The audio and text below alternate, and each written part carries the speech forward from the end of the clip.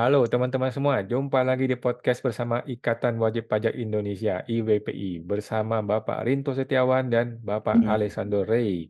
Nah, teman-teman, hari ini kita mau bahas ada satu putusan pengadilan pajak nih ya terkait bea cukai. Nah, ternyata dari 3 hakim itu ada yang mendukung, ada yang menolak.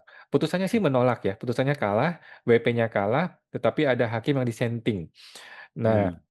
ini bagaimana nih IWPI mau menanggapi putusan hakim ini, Pak? Dari sisi apa nih mau dilihat? Silakan Pak Rinto. Ya, ya, langsung aja Mas. Ya, ini kan karena agak teknis, karena terkait dengan putusan pengadilan pajak, langsung saya tampilkan slide-nya. Nah, ini Mas.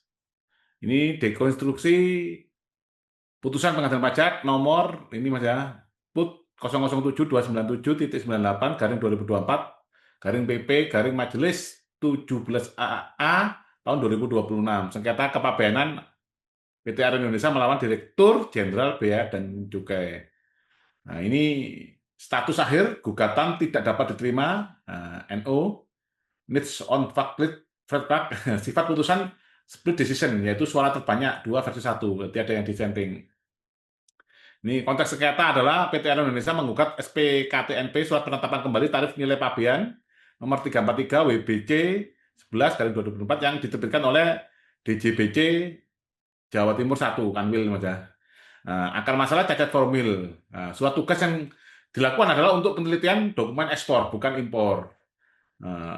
Diterbitkan menggunakan dasar hukum yang salah, menggunakan rezim hukum ekspor untuk mengaudit dokumen impor. Jadi ini dokumennya PTR Indonesia ini adalah dokumen impor yang diaudit, Mas. Kebutuhan normatif. Tergugat berlindung di balik argumen bahwa Undang-Undang Kepabean tidak mengenal mekanisme gugatan atas SPKTNP melainkan hanya banding, mengklaim adanya kekosongan hukum, res vacuum. Apakah kebutuhan redaksional norma mengizinkan aparat negara bertindak cacat prosedur tanpa ruang koreksi hukum? Nah, ini Mas, ini anatomi cacat prosedur, paradoks tanggal penerbitan versus pengiriman. Tanggal 5 Agustus 2022, pendaftaran pemberitahuan impor barang, PIB. Argo batas waktu 2 tahun dimulai. Nah, tanggal penerbitan TNP 343, H-3 sebelum batas kadaluarsa 2 tahun. Tanggal 5 Agustus 2024, tanggal pengiriman via pos. Sesuai dengan pasal 1 angka 11 Undang-Undang Pengadilan Pajak, pengiriman melewati batas waktu 2 tahun. Jadi kalau 2 tahun sejak 5 Agustus 2022, itu terakhirnya 4 Agustus 2024 masalah. Ya ini dikirimnya baru 5 Agustus masalah. Nah, sementara mereka memanipulasi data melalui tanggal suratnya, berargumen tanggal suratnya kan 2 Agustus, walaupun dikirimnya 5 Agustus gitu Mas. Perbedaan acuan antara tanggal surat versus tanggal stempel pos, pemicu sengketa prosedur yang memperebutkan saluran di pengadilan pajak. Jadi argumen dari Direktur Jenderal Bea Cukai adalah yang dilihat adalah tanggal SPKTNP, bukan tanggal pengiriman.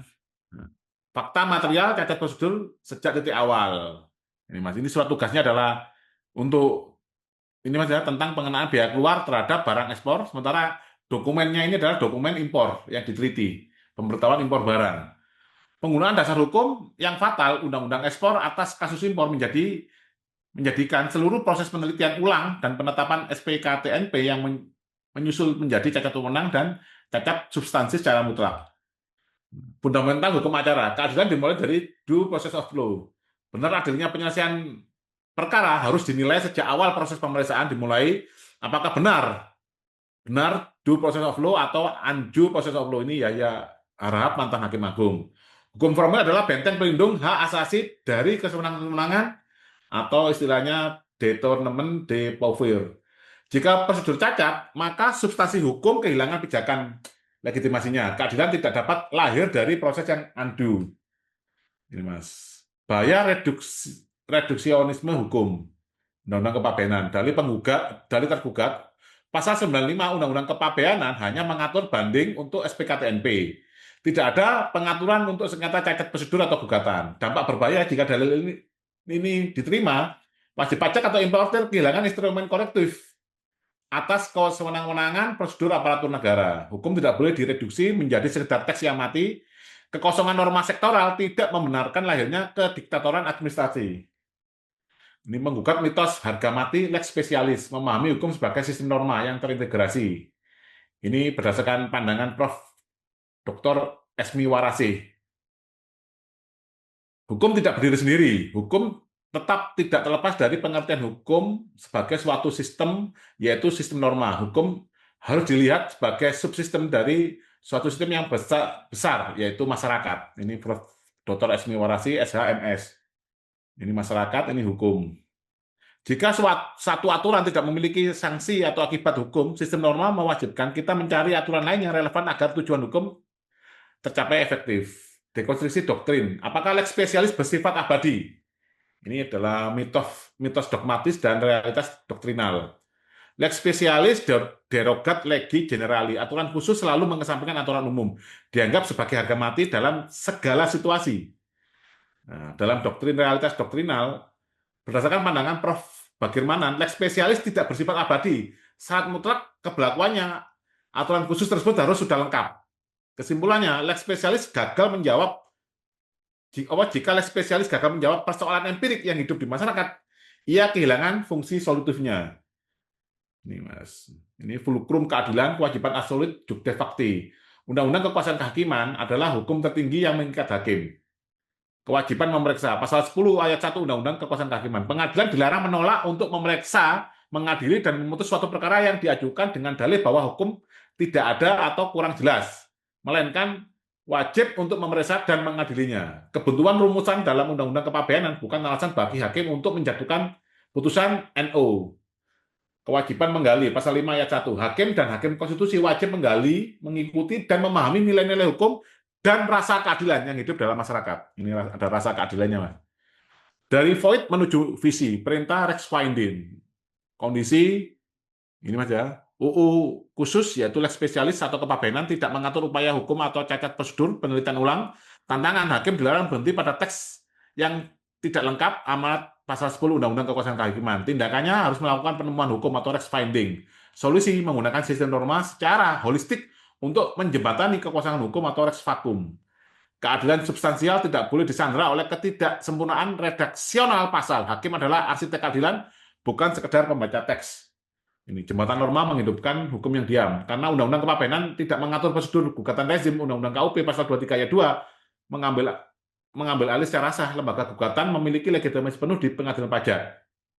Ini asas hukum umum, generaliasan propenenda singularibus, asas hukum yang menyatakan ketentuan umum berlaku sebagai pelengkap saat ketentuan khusus lex spesialis diam atau tidak mengatur. Pasal penyelamat atau bridging clause ini pasal 49 Undang-Undang KUP menegaskan bahwa Undang-Undang KUP berlaku bagi Undang-Undang perpajakan lain kecuali ditentukan lain.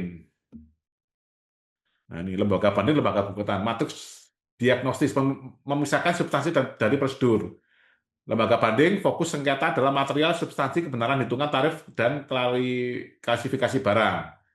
Objek pemeriksaan menguji kebenaran jumlah pajak atau biaya terutang. Karakteristik mengasumsikan bahwa proses atau prosedur penetapnya sudah sah dan benar. Kalau lembaga gugatan fokusnya pada sengketa formil, prosedur hukum, keabsahan wewenang, dasar hukum, dan cara menagih. Objek pemeriksaan menguji keputusan lain yang diduga melanggar due process. Karakteristik saringan krusial mencampur adukan pelanggaran prosedur ke dalam banding akan membuat cacat hukum dimaafkan demi sekedar hitungan angka.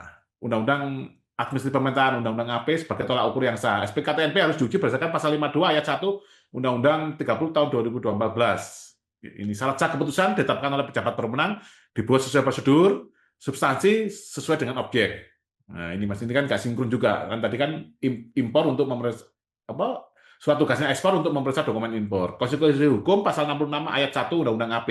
Keputusan hanya dapat dibatalkan apabila terdapat cacat wewenang prosedur dan cacat substansi. Kesimpulan SPKTNP aku adalah cacat hukum dan wajib dibatalkan. Kegagalan memenuhi asas-asas umum pemerintahan yang baik. Ini ada kepastian hukum, dasar hukum yang digunakan, surat tugas tidak sinkron, penyalahgunaan wewenang, menggunakan otoritas di luar koridor yang relevan dengan objek, kecamatan, pejabat bertindak ceroboh dengan tidak meneliti dasar hukum pada konsideran mengingat, dan pelayanan yang baik, gagal memberikan perlindungan hukum dan kepastian prosedur kepada wajib pajak atau masyarakat. Integritas pembuktian syarat mutlak keterangan ahli. Ini keterangan ahlinya Pak Re nih. Konteks tergugat mengajukan pendapat hukum dari akademisi secara tertulis tanpa menghadirkan pembuatnya di persidangan. Jadi Jadi dari tergugat ini menghadirkan legal opinion tertulis tapi tidak menghadirkan ahlinya. Sementara keterangan ahli yang disumpah di persidangan malah lebih ini ya, lebih tidak seimbang. Nah, ini pasal 69 dan 72 Undang-Undang Pengadilan Pajak, dokumen opini tidak bermetaforsis menjadi keterangan ahli yang sah dan bernilai pembuktian. Syarat mutlak ahli harus hadir, diuji validitasnya, dan dikuatkan dengan sumpah atau janji di muka persidangan. Prinsipnya adalah menjamin asas mendengar kedua belah pihak, audi et alteram partem, tanpa kehadiran dokumen murni bersifat sepihak dan tidak valid sebagai alat bukti putusan. Nih, sanksi hukum atas pengabaian kebenaran formil, resiko bagi judek fakti jika memutus berdasarkan alat bukti ahli yang cacat formil, tidak disumpah atau tidak hadir, pelanggaran kode etik KAI PPH, dan gugatan bisa digugat melalui PMH. Nih, sintetis visual ekosistem sistem norma, ini undang-undang kepabeanan, middle-nya adalah undang-undang KOP, undang-undang AP, nah, di luarnya adalah outernya undang-undang kekuasaan kehakiman. Ini harus, kalau di sini nggak ada, cari di undang-undang KOP dan undang-undang AP, baru pakai undang-undang kekuasaan kehakiman. Hukum tidak berdiri sendiri, melainkan bernapas sebagai satu ekosistem yang utuh. Maka hakim adalah pertimbangan hukumnya. Nih, prosedur adalah pelindung hak asasi. Hakim sebagai arsitek keadilan dan menolak ilusi kekosongan hukum.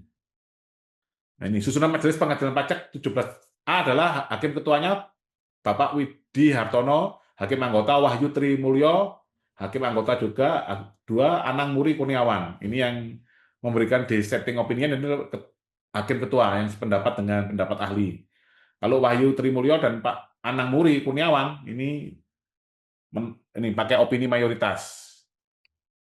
Gugatan tidak dapat diterima. NO, keputusan suara terbanyak 2-1, karena tidak tercapai kesepakatan bulat, putusan diambil berdasarkan suara terbanyak majelis hakim Wahyu dan hakim Anang.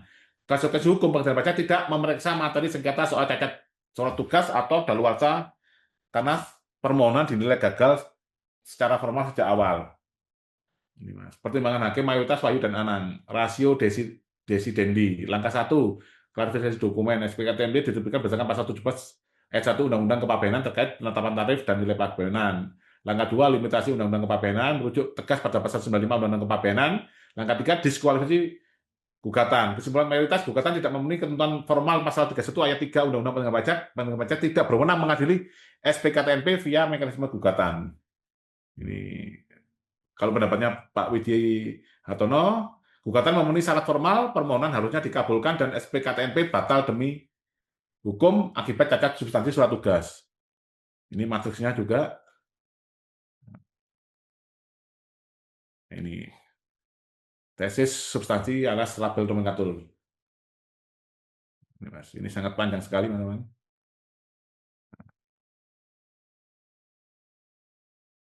Ini suara minoritas dissenting opinion Hakim Widiartono. Posisi menyatakan surat gugatan memenuhi syarat formal dan SPKTMP sah menjadi objek gugatan. Rasio dissenting alasan hukum. SPKTMP diterbitkan berdasarkan peraturan perundang-undangan perpajakan, undang-undang kepabeanan, termasuk dalam cakupan keputusan lainnya, pasal 31 ayat 3 Undang-Undang Pengadilan Pajak, Jo pasal 23 ayat 2 Undang-Undang KUP. Ini menegaskan bahwa konstitusi hukum keterangan ahli memiliki legitimasi doktrinal yang diakui sebagai institusi pengadilan. Nah, selama Undang-Undang Kepabeanan tidak direvisi, untuk secara eksplisit mengabaikan saluran gugatan atas cacat prosedur wajib pajak akan terus terbentur tembok yurisdiksi di pengadilan pajak, terlepas dari betapa kuatnya argumen keadilan substansi yang ditawarkan. Terima kasih, Pak Tawan. Sangat Oke, panjang, Mas. siap. Terima kasih Pak Rinto ya informasinya. Nah, ini bagaimana nih Pak Aris sebagai ahli hukum dunia pajak ya, yang seringkali beracara di pengadilan pajak. Lagi-lagi hukum acara dan hukum acara. Undo process of law. Nah, bagaimana Pak Arif pendapatnya? Silakan. Terima kasih Pak Awan dan Pak Rinto. Luar biasa Pak Rinto presentasinya, itu materinya yang menurut saya cocok jadi materi satu semester mata kuliah PLKH itu namanya ya, Pendidikan Latihan dan Kemahiran Hukum. Ya, khususnya PLKH Hukum Acara Peradilan Pajak. Ya, tapi yang saya mau tekankan begini, ini ada perbedaan pendapat, dissenting opinion, apakah upaya hukum gugatan untuk perkara pabean itu dapat diajukan atau tidak kepada pengadilan pajak. Kan itu intinya ya, Pak Awan dan Pak Rinto. Ya, betul. Ya. Menurut dua hakim yang lain, ya, Hakim Anang dan juga Hakim siapa satu lagi tadi eh, Trimulyo. Nah, Trimulyo, bahwa upaya hukum gugatan untuk perkara pabean itu menjadi hapus. Itu yang menjadi titik krusialnya. Sementara menurut Hakim Widi Hartono, upaya hukum gugatan untuk perkara pabean tidak pernah hapus. Perlu saya sampaikan dulu kepada para pemirsa bahwa Majelis 17 ini, ya ini 17 A. A, 17 A. ya ini adalah majelis yang memeriksa perkara kepabeanan. Sementara 17B-nya memeriksa perkara pajak. Ya, Hmm. jadi majelis ini sedikit apa namanya ya, sedikit bunglon ya. Artinya setengah meriksa pajak, setengah meriksa kepabeanan ya. Nah, perlu saya sampaikan bahwa yang menjadi titik krusial tadi saya katakan bahwa perkara pabean itu tidak boleh diajukan gugatan. Itu menurut dua hakim yang mayoritas ya, Hakim Trimulyo dan juga Hakim Anang Muri. Sementara Hakim Widi Hartono berpendapat bahwa perkara pabean sama dengan perkara pajak, tetap bisa diajukan gugatan ya. Nah, perlu saya sampaikan dulu bahwa latar belakang mereka semua tidak memiliki background sarjana hukum ya. Kalau Pak Widi Hartono memiliki SH, Pak Trimulyo memiliki SH, kemudian Pak Anang tidak sama sekali memiliki SH. Begitu ya. Nah, jadi yang saya mau katakan mengenai latar belakang tentunya wajar saja terjadi dissenting karena memang kompetensinya ada yang memiliki pengetahuan yang cukup di bidang hukum, ada juga yang sama sekali tidak memilikinya. Begitu ya. Nah, kemudian poin yang berikutnya yang saya perlu sampaikan adalah jawaban terkait dengan pertanyaan, apakah upaya hukum gugatan untuk perkara pabeanan itu menjadi hapus di pengadilan pajak? Jawaban saya yang paling sederhana dan singkat sebelum masuk ke detailnya adalah kalau upaya hukum gugatan itu hapus di pengadilan pajak untuk perkara pabean, maka sebaiknya pengadilan pajak ditutup saja. Ya, tidak perlu dibuka. Kenapa? Karena upaya hukumnya dibatasi. Tadi Pak Rinto sudah mengatakan pasal 10 ayat 1, hakim Ya, dilarang menolak perkara ya, karena alasan tidak ada dasar hukum atau karena alasan dasar hukumnya tidak jelas. Nah, yang menjadi persoalan atau sengketa di sini adalah dasar hukumnya ada, tapi mungkin tidak tegas. Ya. Nah, kalau begitu, hakim yang menolak itu harusnya diduga melanggar kode etik dan pedoman perilaku hakim atau diduga melakukan perbuatan melawan hukum. Ya, karena bukan dasar hukumnya tidak ada, dasar hukumnya ada loh. Ya, tapi tidak tegas diatur. Ya.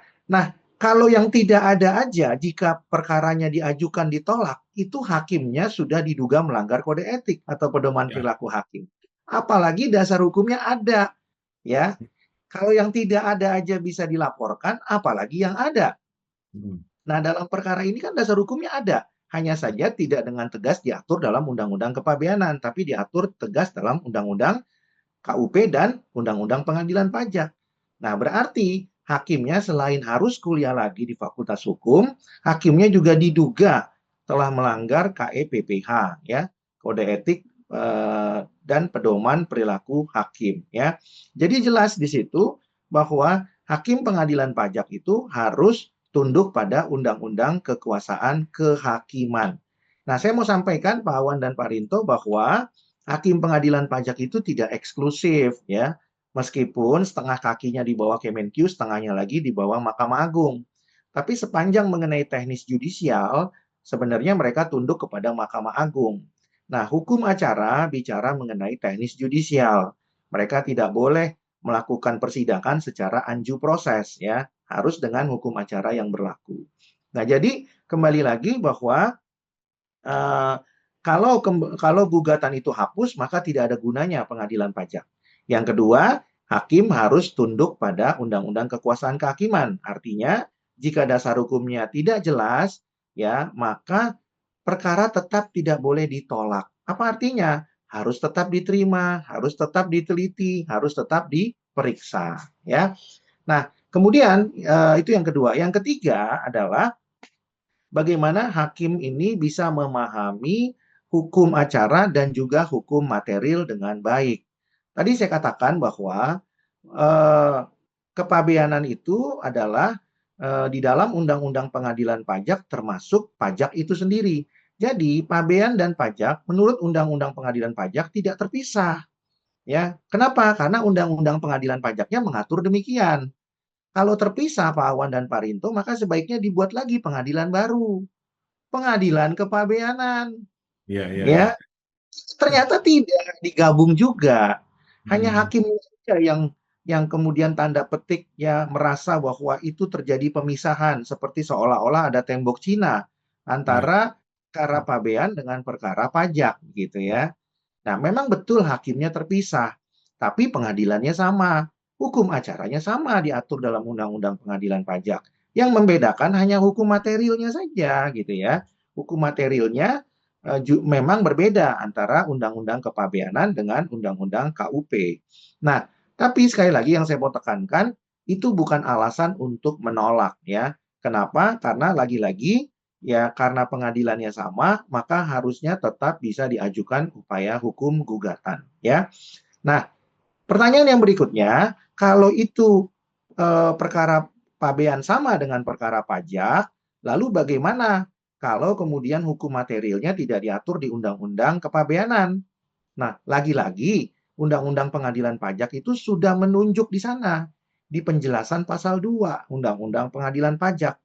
Kata hukum acara pengadilan pajak, kalau ada kebuntuan, ya, maka semua undang-undang material harus merujuk kepada undang-undang yang sudah ada terlebih dahulu, yaitu Undang-Undang KUP.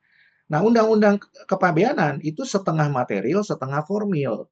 Sementara Undang-Undang KUP itu murni adalah undang-undang yang bersifat formil. Jadi kalau ada kebuntuan, apapun itu, kebuntuan mengenai undang-undang material maupun formil, kata pasal 2 dan penjelasan Undang-Undang Pengadilan Pajak harus merujuk kepada Undang-Undang KUP. Itu perintahnya pasal 2 dan penjelasan Undang-Undang Pengadilan Pajak. Ya, kenapa demikian? Karena pembuat undang-undang sudah tahu bahwa undang-undang yang lahir kemudian itu pasti tidak sempurna. Karena tidak sempurna, maka udah disiapkan jembatannya, Hmm. yaitu pasal 2 dan penjelasannya. Ketika ada kebuntuan, maka lihatlah ya Undang-Undang KUP ya, dan itu disebutkan jelas di dalam penjelasan pasal 2 Undang-Undang Pengadilan Pajak. Jadi tidak ada alasan untuk membuat eksklusif Undang-Undang Kepabeanan atau memisahkan Undang-Undang Kepabeanan dengan Undang-Undang KUP. Kalau Ya. hakim membuat itu eksklusif dengan membangun tembok Cina atau tembok Berlin zaman dahulu Ya. kala, Hmm. maka hakim itu ingin sebenarnya menutup pengadilan pajak. Yang pertama. Yang kedua, hakim itu sebenarnya ingin apa namanya? Ingin selain menutup pengadilan pajak, hakim juga ingin sebenarnya supaya eh, keputusan yang diajukan gugatan itu tidak ingin dibatalkan Ya. ya. Nah, kenapa? Karena konsekuensi daripada gugatan ini hanya batal. Kalau batal, maka basicking dianggap tidak pernah ada. Nah, kalau ada hakim yang menolak upaya hukum itu diajukan, maka hakim tersebut sangatlah tendensius, tidak ingin adanya keputusan atau basicking batal. Artinya apa? Hakim itu sebenarnya dalam rangka menjaga target penerimaan pajak, bukan dalam rangka menegakkan hukum dan keadilan. Ya, nah jadi hakim itu mindsetnya adalah mindset lembaga eksekutif, bukan lembaga yudikatif. Mindset lembaga yudikatif itu menegakkan hukum dan keadilan. Ya, mereka tidak peduli kalau basicking itu semua harus dibatalkan. Yang penting keadilan dikedepankan. Tapi kalau mindset eksekutif, jangan sampai ada yang batal. Meskipun pemeriksaan penelitiannya itu serampangan, jangan sampai ada batal. Tapi kalau kurang-kurang dikit bolehlah. Tapi kalau batal jangan sampai ada. Nah, itu mindsetnya. Nah, jadi perlu saya sampaikan bahwa kalau ada hakim yang seperti itu, maka jelas mindsetnya bukanlah mindset hakim tulen atau hakim murni. Kemudian yang poin yang keempat yang perlu saya sampaikan bahwa kalau gugatan itu dihapuskan untuk perkara pabean dan dipaksakan untuk perkara banding, maka sebenarnya hakim itu ingin merusak tatanan hukum acara. Loh, kenapa demikian? Karena lagi-lagi saya harus mengatakan bahwa amar putusan untuk upaya hukum gugatan itu membatalkan, ya. Tidak bisa dicampur dengan amar putusan banding yang hanya membetulkan. Amar putusan banding itu membetulkan, ya. Dalam arti apa? Bisa menambah, bisa mengurangkan, bisa juga membuat sama. Tapi dia tidak pernah membatalkan, ya. Jadi kalau ada hakim yang menolak upaya hukum gugatan, berarti dia tidak ingin atau tidak rela basicking itu dibatalkan, ya. Jadi dia maunya supaya semua basicking itu dianggapnya sah. Yang dia mau bolehlah nilainya berkurang dikit, Ya, tapi jangan sampai batal. ya, Nah, kalau ada hakim yang seperti itu, berarti dia adalah hakim yang sebenarnya sudah merusak tatanan hukum acara dan tidak pantas disebut sebagai hakim. hakim dan harusnya kembali ya dikirimkan kepada lembaga diklat atau lembaga pendidikan formal untuk memahami esensi hukum, ya. Nah, yang kemudian yang kelima poinnya yang saya ingin sampaikan adalah kalau ada hakim yang ingin mengatakan gugatan itu tidak bisa diajukan dalam perkara pabean, maka sebenarnya lagi-lagi hakim itu kurang kompetensi atau tidak mumpuni. Kenapa? Karena pasal 95 yang digadang-gadang oleh hakim untuk menolak gugatan itu tidak mengatur mengenai pemeriksaan prosedur, tapi hanya mengatur mengenai pemeriksaan materi. Kalau kita baca pasal 95 Undang-Undang Kepabeanan, di sana sudah sangat jelas bahwa yang diperiksa itu adalah tarif dan nilai pabean. Pak Awan dan Pak Rinto tahu bahwa tarif dan nilai pabean itu bicara mengenai materi. Berapa tarifnya itu bicara materi. Berapa Ya, persen tarifnya itu bicara materi. Bicara angka. Apakah 0%, apakah 5%, apakah 10%, apakah 15%. Kalau bicaranya nilai pabean, itu bicaranya adalah angka rupiah. 1 miliar, 2 miliar, 3 miliar, dan seterusnya. Berarti kita bicara materi di sana. Pertanyaannya, kalau gitu bicara prosedurnya apakah ada di pasal 95 Undang-Undang Kepabeanan? Jawabannya tidak ada, Pak Hakim, yang memutus dengan mayoritas. Ya, tolong Pak Hakim baca dulu. Kalau Pak Hakim sudah menemukan itu ada, maka saya jadi orang pertama yang akan mengundurkan diri untuk menjadi praktisi di bidang perpajakan. Ya. Jadi pasal 95 itu tidak mengatur pemeriksaan prosedur. ya, Pak. Pasal 95 hanya mengatur mengenai pemeriksaan materi. Ya. Jadi kalau pemeriksaan prosedur dipaksakan dengan pasal 95 dan itu dijadikan sebagai alasan untuk menyatakan NO gugatan pabean, maka penafsiran itu sangatlah dangkal. Dan saya usulkan IWPI untuk memberikan beasiswa kepada dua hakim tersebut untuk kuliah lagi di bangku pendidikan Fakultas Hukum. Jadi, kalau kita bicara pajak jelas ya, pemeriksaan prosedur itu diatur.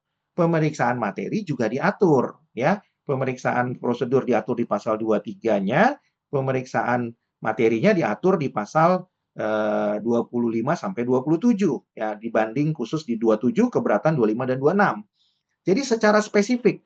Nah, kalau di Undang-Undang Kepabeanan yang diatur hanya materi saja di pasal 95. Nah, pertanyaannya, pemeriksaan prosedurnya diatur di mana? Tidak ada. Kalau begitu, apakah boleh melanggar prosedur? Ya, tentu tidak boleh.